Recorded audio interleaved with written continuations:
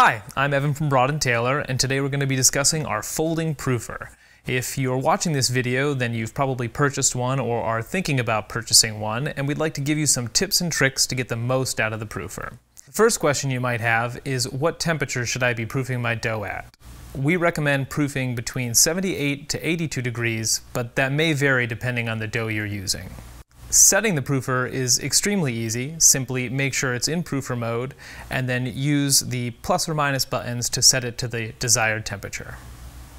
After setting the proofer to the desired temperature, the next step is to fill the water tray. Then replace the rack and then put your bowl of dough inside the proofer. We like to use a stainless steel bowl, but any bowl will do. Depending on the bowl you're using, if it's particularly thick and heavy, it may take longer to warm up. There's no need to cover the bowl because the water tray will provide humidity that will prevent skin from forming on the dough. If you've baked bread in the past, you may have used some other technique for proofing, and you may not have known the temperature of the dough while proofing. If you're curious and you'd like to know the temperature, we recommend using a digital probe thermometer in order to get the internal temperature of the dough you're working with. Now, why wouldn't you want to put a thermometer right in the proofer to measure the temperature? That's because of the way the proofer works. The aluminum plate heats up, warming the bowl above, which warms the contents within the bowl. The air temperature will increase, but it's never going to be quite as warm as the dough you're working with. Because of how the proofer works through radiant heat, there's no need for thick insulated walls. The walls are thin and collapsible so that it's easy to store, but provide enough heat retention to keep your dough at the right temperature.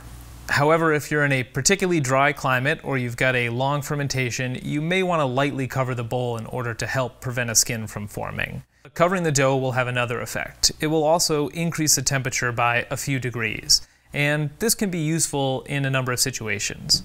For example, if you're working with particularly cold dough, or maybe it's just come off of a cold table, you might want your dough to come to temperature a little bit faster.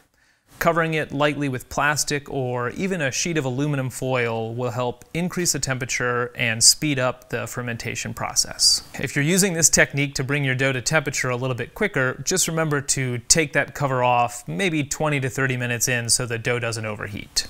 When you first turn your proofer on, you'll notice a red indicator light comes on. This tells us that the base plate is actively heating up, and when the green light comes on, this tells us that the plate has reached its temperature. This does not indicate that the contents within have come to temperature. The thermostat of the proofer controls the temperature of the aluminum base plate. The temperature of the base plate has been calibrated to bring your dough to the temperature you've selected. Proofing temperatures are above room temperature but below body temperature. As a result, when you put your hand in the proofer, it might not feel as warm as you expect. If you're ever in doubt that the proofer is operating correctly, here's an easy way to check. Turn the proofer off, remove the rack and water tray, and leave it off for a couple minutes. Then you can turn it back on to about 80 to 85 degrees and place your hand directly on the aluminum plate. In about 10 to 15 seconds, you should feel it getting pretty warm. If no heat is coming up, then head over to our website, broadandtaylor.com, and reach out to our customer service team. We mentioned earlier that you want to have the proofer in proofing mode when you're working with dough. The proofer has another mode, slow cook mode, which is great for slow cook recipes, and the most significant difference is when in slow cook mode, you want to remove the rack and place the pot directly onto the aluminum plate. In the future, we'll be making a video with some more tips and tricks for your slow cook recipes. Although you may have some questions when you first get your proofer, once you start using it to make bread, you'll appreciate the consistency and the great results that you get. If you have any questions, please leave them below. Don't forget to like and subscribe, and for more information, you can head over to our website, broadandtaylor.com. Thanks for watching, and we'll see you next time.